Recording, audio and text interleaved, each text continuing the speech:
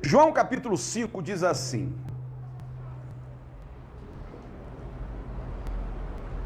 a partir do verso 2, ora, existia em Jerusalém, próximo à porta das ovelhas, um tanque chamado em hebraico Betesda, o qual tem 5 pavilhões. Nestes costumava ficar uma grande multidão de enfermos, cegos, coxos e paralíticos. Eles esperavam o movimento das águas. De tempo em tempo, um anjo descia e agitava a água.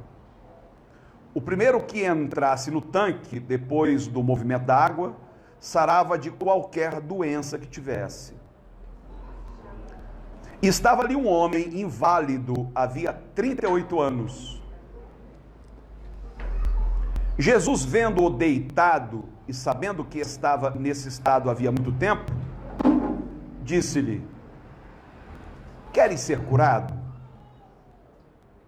É uma pergunta objetiva, né, gente? O que você responderia? Óbvio, claro que eu quero. Por que eu estaria aqui se eu não quisesse ser curado, né? Ele poderia ter sido até curto e grosso com Jesus. Mas em vez disso, olha a resposta que ele dá. Pode ser que você se identifique com ela. Respondeu-lhe o enfermo: Senhor, não tenho ninguém que me ponha no tanque quando a água é agitada. Enquanto estou tentando entrar, desce outro antes de mim. Então Jesus lhe disse: levanta-te, pega a tua esteira e anda. Bem, gente, eu não quero falar sobre anjos e movimentos de água e de milagre. A minha reflexão com vocês hoje é sobre a resposta que esse homem dá a Jesus. Não tenho ninguém. Você já se sentiu assim antes? Você sabe o que é não ter ninguém? Veja, pode até ser que você seja de uma família numerosa, pode até ser que você se gabe de ter muitos amigos, pode ser que você tenha um perfil no Facebook com 5.000 seguidores, pode ser que você seja muito seguido no Insta, tem um canal no YouTube bombando. Mas será que você realmente pode contar com toda essa gente? Se acontecesse alguma coisa com você hoje, quem vinha te socorrer?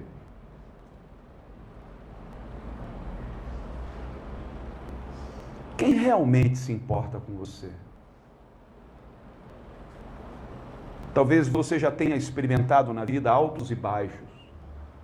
E nos momentos em que você estava bem, principalmente do ponto de vista econômico, o telefone não parava, o WhatsApp não parava, era gente procurando o tempo todo.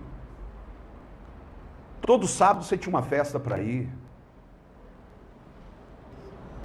De repente você sofre uma reviravolta na vida, perde o emprego, e essa gente evapora. Você diz: caramba! Você se sente mais ou menos como se sentiu o filho pródigo da parábola. Enquanto tinha o dinheirinho ali que ele recebeu de herança, não faltava amigos. Mas quando o dinheiro acabou, só restaram os porcos para ele cuidar. Imagine você precisando ser cuidado e tendo que cuidar, e cuidar de porcos. Acreditava-se que de tempo em tempo, a gente não sabe em que periodicidade, mas de tempo em tempo, descesse um anjo, movesse as águas, você já conhece a história, e só quem mergulhasse primeiro era curado. Então imagine, gente, imagine o climão ali, de competitividade. Óbvio que entre um surdo e um paralítico, quem tinha vantagem? Quem ia chegar primeiro? Quem é que ia se oferecer para pegar aquele peso morto nos braços e lançá-lo no tanque? Ninguém. Porque cada qual pensava única e exclusivamente em resolver o seu problema. Não é a cara da nossa sociedade hoje? Nós vivemos numa sociedade ultracapitalista, onde cada um está correndo atrás do seu quinhão, cada um quer garantir o seu.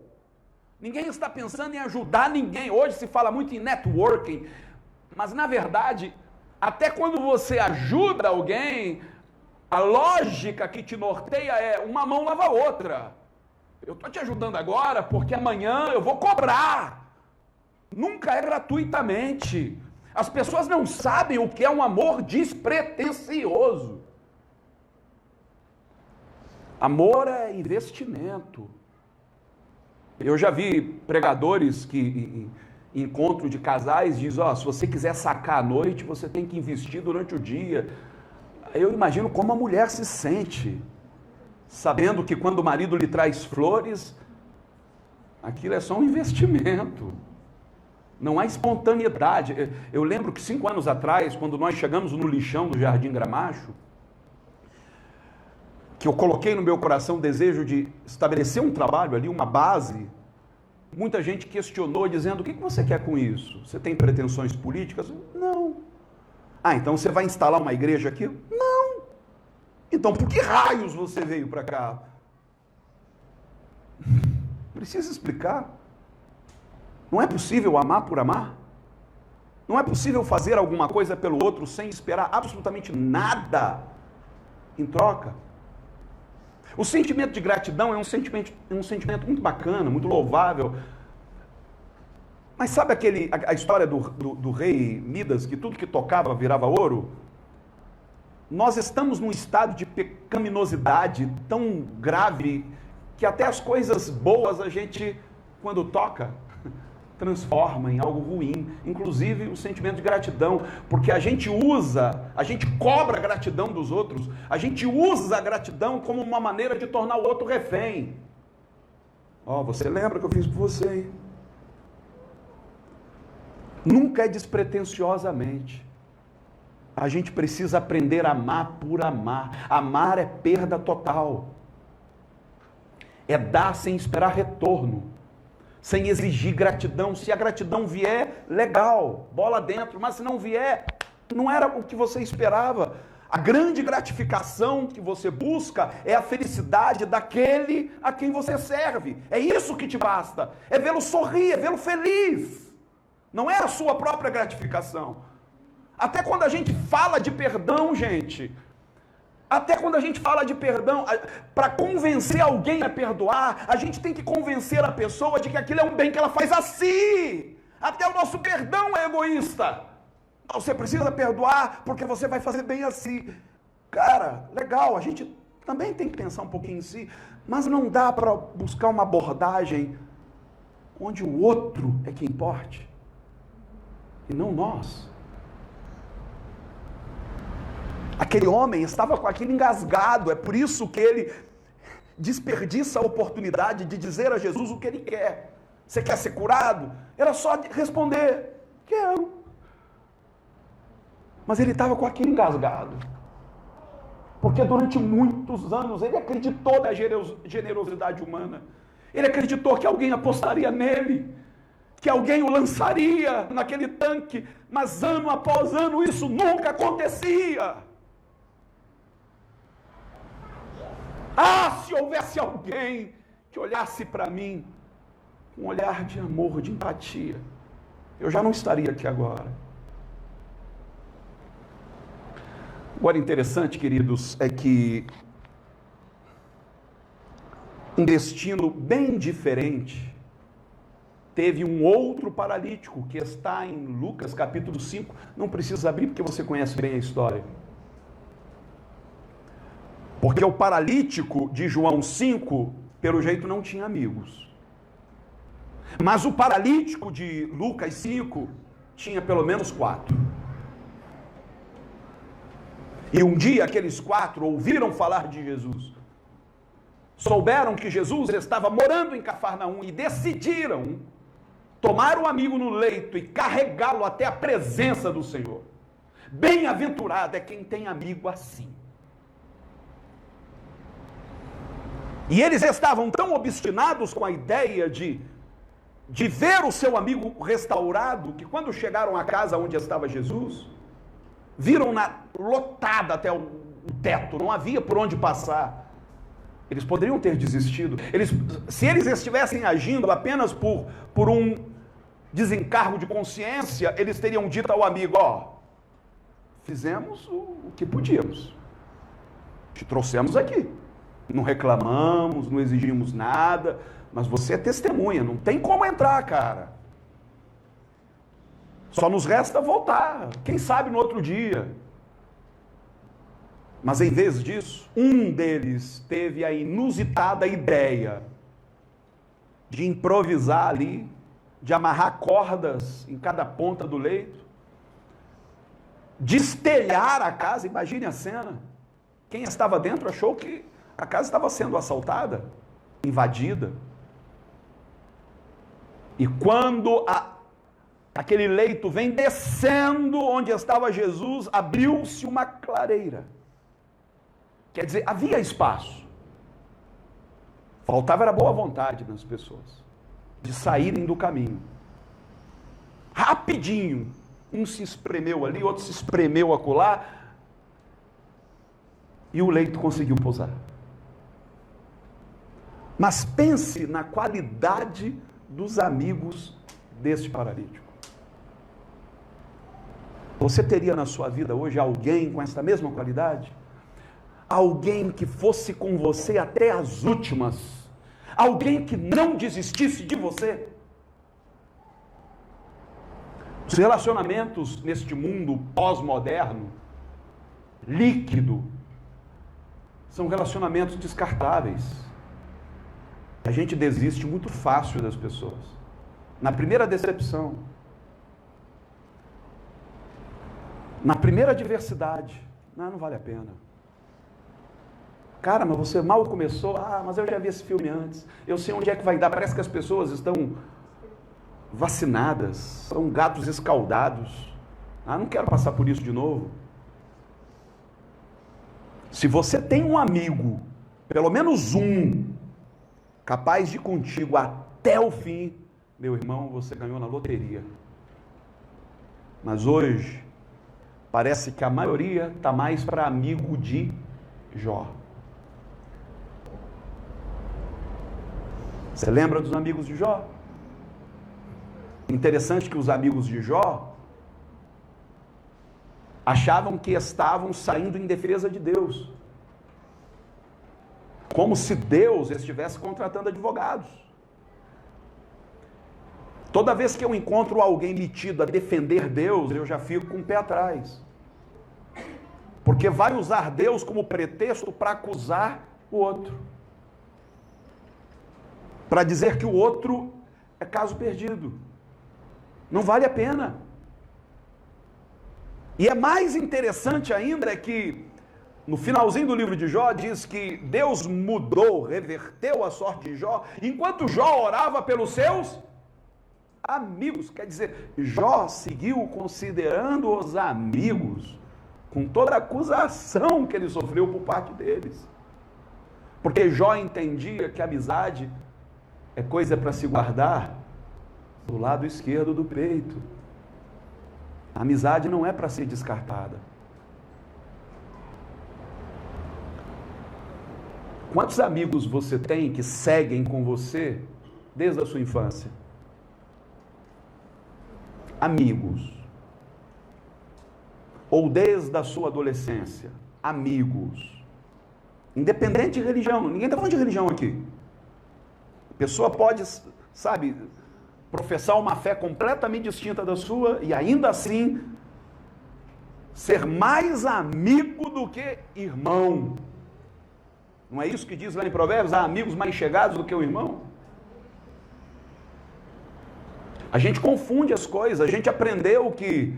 A gente pega aquela passagem que diz que a amizade ao mundo é inimizade contra Deus, e transtorna de tal maneira o sentido desta passagem, que a gente pega e descarta todos os amigos que tinha no mundo. Não, agora eu sou de Jesus, eu não posso mais ter amizade com o mundo. Mas o que a Bíblia está falando não é de amigos, a Bíblia está falando de amizade ao sistema. É usar o sistema para se locupletar. É não entender que o sistema é inimigo do reino de Deus, é o anti-reino. É disso que a Bíblia está falando. Então você não precisava ter rompido, é igual, eu lembro que na minha adolescência, eu nasci na igreja, viu gente? E nunca me afastei. Mas eu lembro que na minha adolescência eu tive uma experiência, eu diria hoje religiosa. Hoje eu tenho uma outra visão daquela experiência. E eu peguei meus discos de rock e quebrei tudo. Meus discos de rock. Eu era guitarrista de uma banda de rock, então, cristã, naturalmente, né? Mas peguei lá os meus discos do AC/DC, do Iron Maiden, do Black Sabbath e quebrei tudo. Pois é, cara. Hoje eu olho para trás e digo, putz, e tudo de vinil hoje tá caro pra caramba. Podia estar tudo guardado. Mas eu achava que aquilo era amizade ao mundo. Anos atrás eu fui ao Rock in Rio assistir o show do Iron Maiden. E quando souberam disso, porque eu coloquei umas fotos nas redes sociais, me chamaram para uma entrevista numa TV gospel lá em São Paulo. O que um pastor estava fazendo no show do Iron Maiden? Eu falei, cara, eu fui curtir a banda da minha adolescência. Mas vem cá, você não estava com nenhuma camiseta com versos bíblicos? Eu, hein? Não fui lá para evangelizar. Você nem deu uns folhetinhos, não? Pelo amor de Deus. Eu estava lá para curtir um bom e velho rock and roll. Mas veja o que a religiosidade faz. Ela é tóxica. E muitas vezes nos faz romper relacionamentos que valeriam a pena manter. Porque a amizade é para a vida toda, queridos. Não é para ser descartada por causa de um mal entendido. É interessante que Jesus vai dizer em João, eu já não vos chamo servos,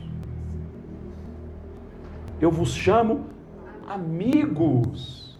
Olha a proposta do Evangelho, amigos, porque o servo não sabe o que faz o seu Senhor. É isso que o Evangelho nos propõe, uma rede de amigos, onde as pessoas se amem, se aceitem, se abracem, se acolham, sem cobrar nada, sem colocar expectativa, de maneira absolutamente despretensiosa. Porque sempre haverá um momento em que você vai precisar que alguém te lance no tanque. Sempre haverá um momento em que você vai precisar que alguém destelhe uma casa para te introduzir num ambiente. Porque pela porta você não encontrou passagem. Eu não estou falando de jeitinho não, tá, gente? De nada que seja antiético, não. Mas quem é que dispensa a força de um amigo? Alguém que olhe para você e diga, cara, eu estou aqui por você. E às vezes Deus suscita amigos de onde a gente menos espera. Na parábola do bom samaritano, o que a gente vê ali? Quem é que se esperava que fosse socorrer aquele moribundo? O sacerdote? Ou o levita, que por sua vez passou levitando? Quer dizer, a pessoa está num grau de espiritualidade tão grande que levita, bicho, não consegue enxergar a dor do outro. E quando Jesus introduz a figura do samaritano na história, eu imagino que os seus ouvintes devam ter pensado, ferrou. Porque se o sacerdote passou, nem se aproximou. Se o levita levitou, o samaritano vai dar uma boa de uma cuspida nele. Jesus surpreende a todos. Nós somos tão preconceituosos, gente. Nós somos tão, mas tão preconceituosos, que nós chamamos esta parábola de o bom samaritano. Você já reparou que quando você diz o bom samaritano, você está reforçando o estereótipo? Está dizendo que o samaritano realmente não vale nada? Que aquele era uma exceção? Quando você diz, não, eu conheço, eu tenho um vizinho que é um bandista, cara, mas ele é gente boa. Você está dizendo que ele é uma exceção. Eu tenho um amigo de uma igreja retetélica. Ele é gente boa, como se ali ninguém prestasse. Muitas vezes Deus nos surpreende. E quando somos surpreendidos, não é para que reforcemos um estereótipo dizendo aquele é um caso de exceção. Não.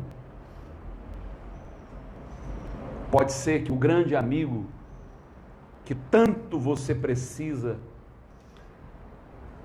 esteja dividindo com você o mesmo ambiente de trabalho, o mesmo expediente, mas a religiosidade te impede de se aproximar, de enxergar nele alguém com quem vale a pena travar uma amizade. Agora há um terceiro paralítico. Este está em Atos capítulo 3. Era um paralítico de nascença. E diz o texto que todos os dias ele era levado até a porta do templo para esmolar. Obviamente, quem fazia isso? Amigos.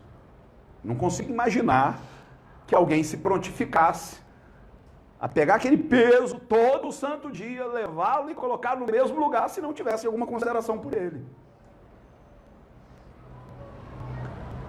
Agora, por que só o levavam até a porta? Obviamente, havia regras, né? Portadores de deficiência não tinham acesso ao templo, nem mesmo às sinagogas. É por isso que, quando Jesus está na sinagoga, ele enxerga lá um homem com a mão mirrada que estava escondido no meio do povo, provavelmente escondendo a mão, feito Napoleão, para que ninguém soubesse da sua deficiência, porque ele não podia estar lá. E Jesus pega e diz: você vem para o meio. Jesus coloca os holofotes nele e o cura. E num sábado, que era quando o pessoal se reunia, né, nas sinagogas.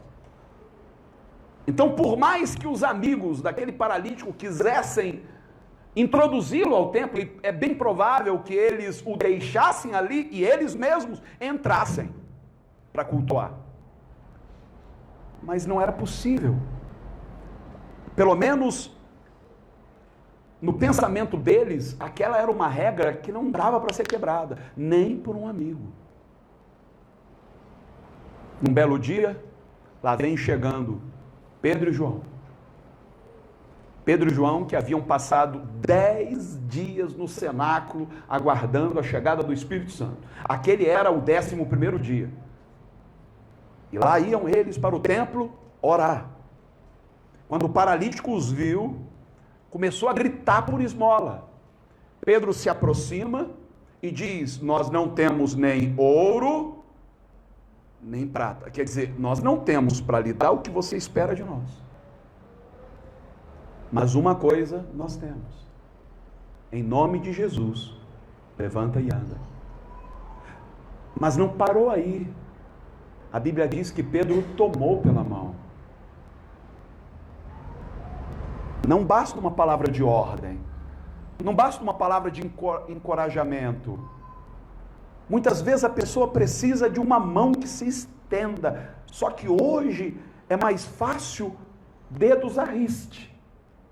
É mais fácil fazer como os amigos de Jó, apontar, buscar uma falha, para tentar explicar a situação da pessoa. Olha por que Deus está permitindo isso na sua vida. É muito mais fácil do que simplesmente estender a mão. O problema, gente, é que ninguém dá aquilo que não tem. A gente só dá o que a gente recebeu. Um dia desse, conversando com um pai que tem sérias dificuldades em expressar amor aos filhos, ele me confidenciou: eu não recebi isso do meu pai. Como é que eu posso dar aos meus filhos o que eu nunca recebi? Você pensa que é fácil romper com esse ciclo? Não é. Às vezes falta uma referência. se você nunca viu os seus pais se abraçarem, se beijarem, você não consegue, às vezes, reproduzir isso dentro do casamento que você acaba de constituir, da família que você acaba de constituir. Não estou dizendo que seja assim de maneira generalizada, mas acontece. Então a gente precisa buscar novas referências. Quem era a referência de Pedro e João? Era Cristo. Eles haviam ouvido dos lábios de Jesus: aquele que crê em mim fará as obras que eu faço e fará obras maiores do que estas. Eles estavam cheios do Espírito Santo, eles queriam compartilhar aquilo com alguém, e viram naquele homem a oportunidade de compartilhar. Hoje, nosso problema é que a gente busca pessoas que possam de alguma maneira preencher aquilo que nos falta. Nós não buscamos pessoas como oportunidades para compartilharmos o que temos recebido. A pergunta que a gente se faz é: o que eu ganho? A gente aprende a capitalizar amizades, a fazer networking. O que eu ganho? O que eu extraio dali? Parece que a gente enxerga na testa de cada um cifrão. Muitas vezes a gente denuncia esse sistema capitalista como sendo algo demoníaco, opressor, mas no fundo, a gente adere, a gente vive isso, a gente questiona, mas não rompe. Experimente olhar para as pessoas não como quem queira se locupletar delas, mas como quem queira oferecer-lhes algo que recebeu. Nós não temos ouro e nem prata. Há pessoas que não têm para lhe dar o que você espera receber. Você vai se decepcionar se cobrar delas o que elas não têm a lhe dar, para lhe dar. Mas você poderá receber delas o inusitado.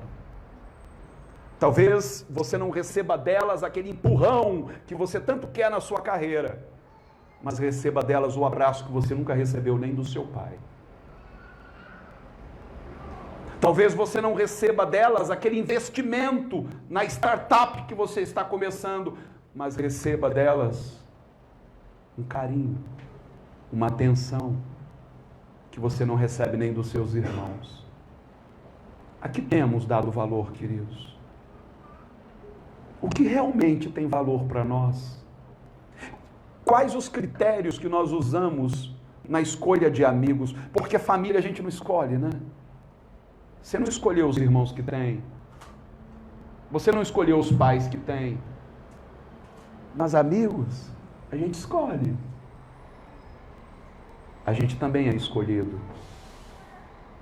Que tal você decidir ser para o outro o amigo que você gostaria de encontrar em alguém? Deixa eu repetir.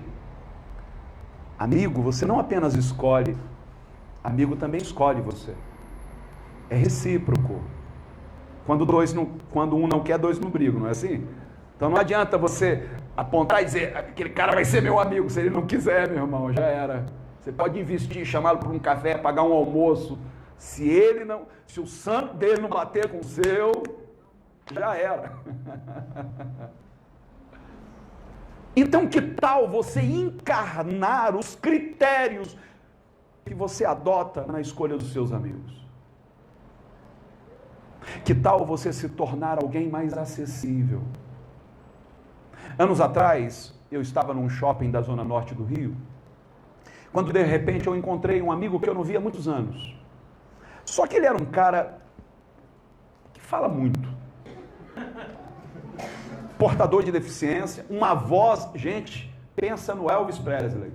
O cara tem uma voz que eu nunca vi nada igual. Você fecha os olhos, parece que está ouvindo o Elvis cantar.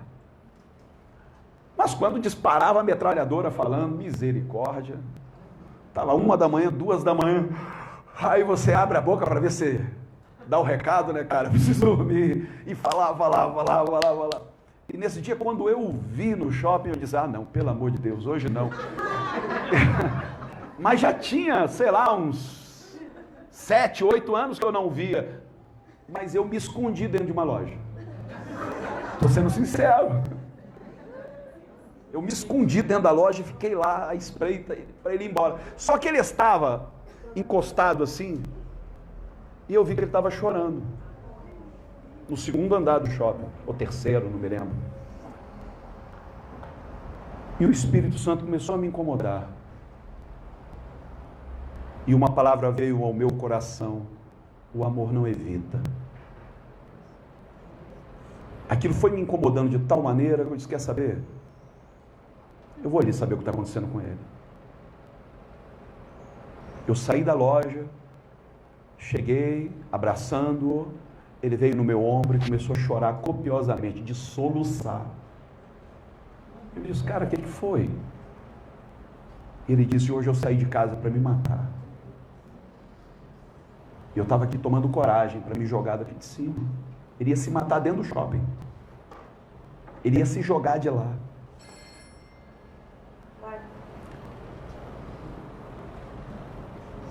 Pode ser alguém precisando. Nunca tocou. Pode ser.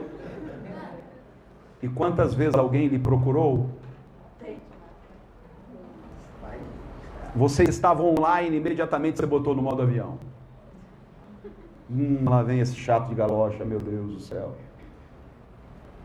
Quantas vezes alguém tocou a campainha na sua casa e você fingiu não estar em casa? A regra de ouro encontrada em todas as religiões. Isso não é coisa só do evangelho, não. Você vai encontrar isso no budismo, no islamismo, no hinduísmo. É a regra de ouro. Não faça ao outro aquilo que você não quer que façam a você. Pode ser que hoje ainda haja alguém do seu círculo de amizade te procurando não para te pedir dinheiro emprestado, e ainda que fosse, não para te alugar, mas só para ter um pouquinho da sua atenção. Aquele paralítico esmolava na porta do templo. Tem gente esmolando dentro de casa. Tem gente esmolando atenção. Ontem eu estava assistindo Zorra. Eu nunca assisto Zorra. Mas como eu estava no hotel ontem, sem nada para fazer, liguei a televisão e fiquei vendo Zorra. Não é o humor que me cativa, a não ser as críticas ao Bolsonaro, eu gosto bastante. Mas o resto não. Fala, Jeová.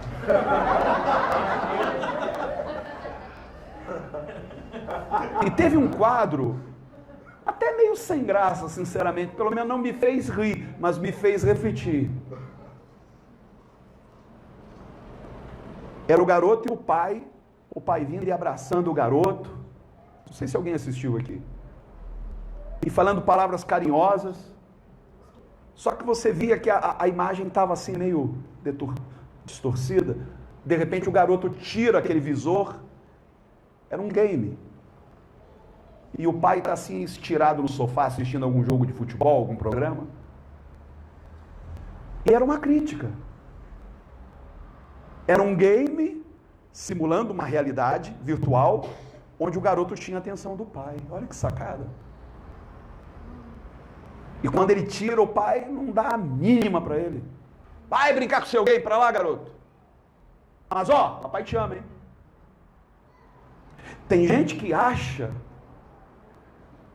que o que expressa o seu amor ao filho, à esposa ou a quem quer que seja, é enchê-lo de presentes, de jogos de última geração, é trocar o celular do filho a cada 6 meses. Aí quando o filho chega à adolescência, e eu digo isso tirando por mim, porque eu fui um adolescente extremamente problemático, o filho começa a aprontar, porque feito aquele paralítico está esmolando, não na porta do templo, mas dentro de casa, a atenção do pai. Ele está dizendo: pai, eu existo. Eu não preciso só que você me pague um bom colégio, eu não preciso só que você me dê roupinha de marca, eu preciso da sua atenção. Eu preciso de um pai que sente comigo, que seja o meu amigo. Quantos podem dizer: meu pai é meu amigo? Ou meu filho, eu vi hoje, alguém postou no Instagram uma foto com o filho dizendo: meu filho é meu amigo, meu confidente. Eu lembro uma vez, quando morávamos fora, eu levava meu filho para o futebol todos os dias, porque ele estava num time e treinava diariamente, porque era sempre profissional. E eu lembro uma vez em que caiu um raio no campo e eles suspenderam o jogo. E era um jogo decisivo, já um jogo entre as escolas, né, high school. E o meu filho veio todo frustrado para o carro, dizendo: puxa pai, hoje eu estava tão animado com esse jogo e tal. Quando ele entrou no carro, eu disse: filho, foi providencial. Papai está precisando tanto desabafar. E eu lembro do dia que meu pai fez isso comigo e eu quero fazer com você. Hoje a nossa relação vai subir um novo nível. A partir de hoje, você vai ser o meu amigo. E eu abri o coração, eu chorei feito criança na frente do meu filho. Eu não sei o que se passou na cabecinha dele, porque ele era um menino de, sei lá, deveria ter 15, 16 anos. Naquele dia, o santo caiu do andor e ele viu que eu era de barro. Que eu não era o super-herói que ele imaginava desde criança. Meu pai fez a mesma coisa comigo. Às vezes a gente quer manter uma aparência, sabe, de super-herói, de semideus. A gente não quer amizade, a gente quer admiração. A gente quer admiradores, a gente quer um fã-clube, gente que nos bajule 24 horas por dia. A gente não quer gente que nos confronte, gente que olhe nos nossos olhos e diga o que a gente não quer ouvir, mas precisa. A gente considera amiga aquela que olha e diz: você está linda, amiga. E quando você dá as costas, diz: nossa, será que ela não tem espelho em casa? Amiga é aquela que olha para você e diz: pô, amiga, tá ruim. Volta lá, troca essa roupa, tá muito ruim. Aí você diz: pô, que amiga é essa? Essa é a amiga. Porque quando você der as costas, ela não vai falar de você. Ela vai falar olhando nos teus olhos.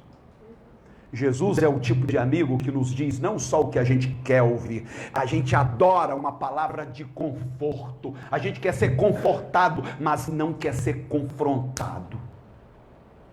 E há momentos em que a gente precisa de um choque. Uma palavra que nos faça cair em si. É a única queda que vale a pena. É cair em si. E muitas vezes o amigo leal, verdadeiro, é aquele que nos proporciona essa queda. E diz o que precisamos verdadeiramente ouvir. Nós falamos hoje de 3 paralíticos. Um se queixa com Jesus dizendo: eu não tenho ninguém por mim. Eu não sei se é este o teu caso. Mas será que você tem sido o tipo de amigo que é pelo outro? Ou você só espera do outro que você não se dispõe a dar? Será que se ele não fosse paralítico, fosse o surdo, ele se disporia a tomar um paralítico nos braços e lançá-lo no tanque? O segundo paralítico que nós vimos é o que teve a sorte, nasceu de quina para a lua, tinha pelo menos 4 amigos para carregá-lo e introduzi-lo à presença de Jesus. Talvez você não tenha 4. Se você tiver um, pelo menos um, parabéns para você. Mas que tal você ser esse único na vida de alguém?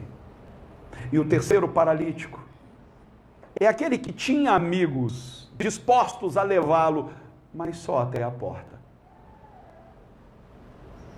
Você não pode esperar das pessoas o que elas não têm para dar.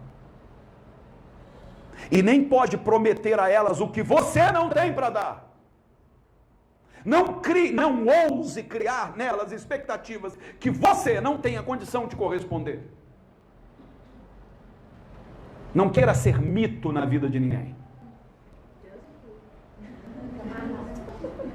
Se você quer construir amizades sólidas desde o início, mostre quem você é. Inclusive, com seus defeitos, idiosincrasias, com seus traumas.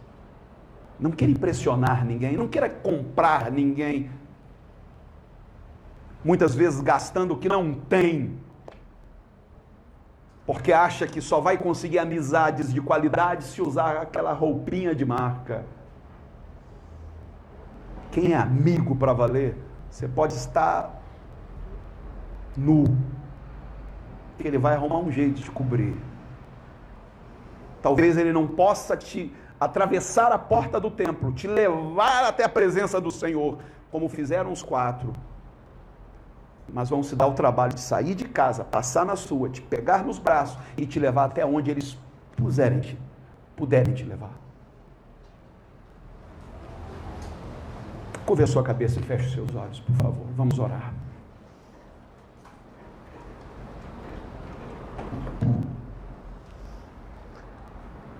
Paizinho querido,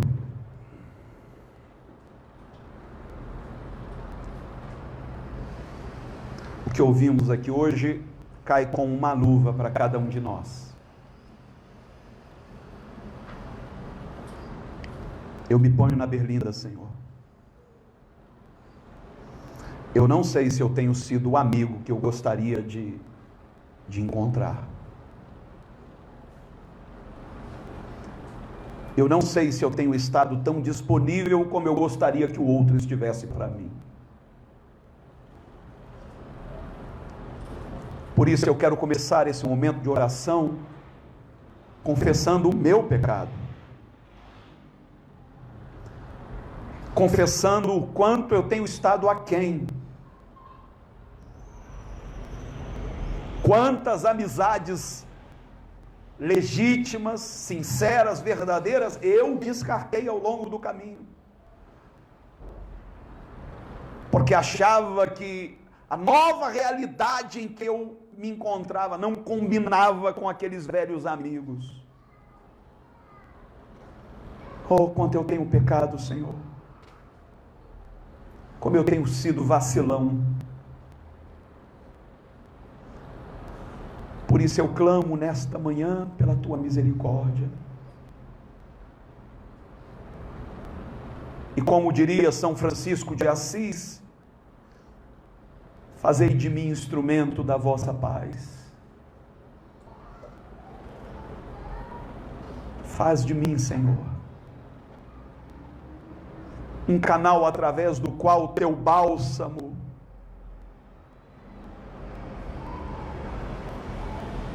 venha sobre feridas ainda não cicatrizadas.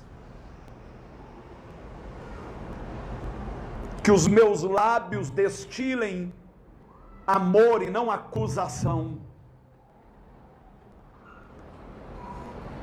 Mas que eu também não faça vista grossa diante da vicissitude de quem quer que seja. E caso tenha que confrontar, eu o faça em amor. E não tripudiando sobre a dor de ninguém.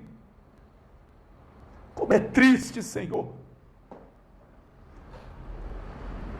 quando vivemos aqueles momentos de maior adversidade, e aqueles que julgávamos amigos, se aproveitam para tripudiar da nossa dor.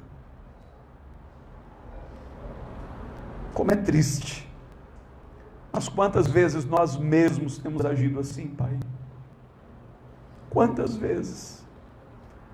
Quando nos chega a notícia de que um amigo de infância que seja, esteja atravessando um momento de adversidade, lá no fundo, a gente deixa um escapar, um bem feito. Bem feito. Ele procurou. Nos causa asco imaginar que alguém fosse capaz de pensar isso de nós. Mas muitas vezes somos nós que pensamos isso. Por isso recorremos à tua misericórdia. Eu não sei quantos aqui estão como aquele paralítico do tanque de Betesda, ou quantos estão como aquele paralítico de Cafarnaum, ou quantos estão como aquele paralítico da Porta Formosa, mas os três tiveram a sorte de encontrarem o verdadeiro amigo Jesus. Aquele que nunca fica aquém das nossas expectativas, aquele que vai além daquilo que pedimos ou pensamos, aquele que nos surpreende. Que este amigo Jesus possa ser encontrado em nós, através de nós. Assim como aquele paralítico encontrou em Pedro e João não a esmola que ele esperava, mas o Cristo que a sua alma tanto necessitava. Nós te rogamos, Senhor, no precioso nome de teu Filho Jesus Cristo, e que todos digam amém.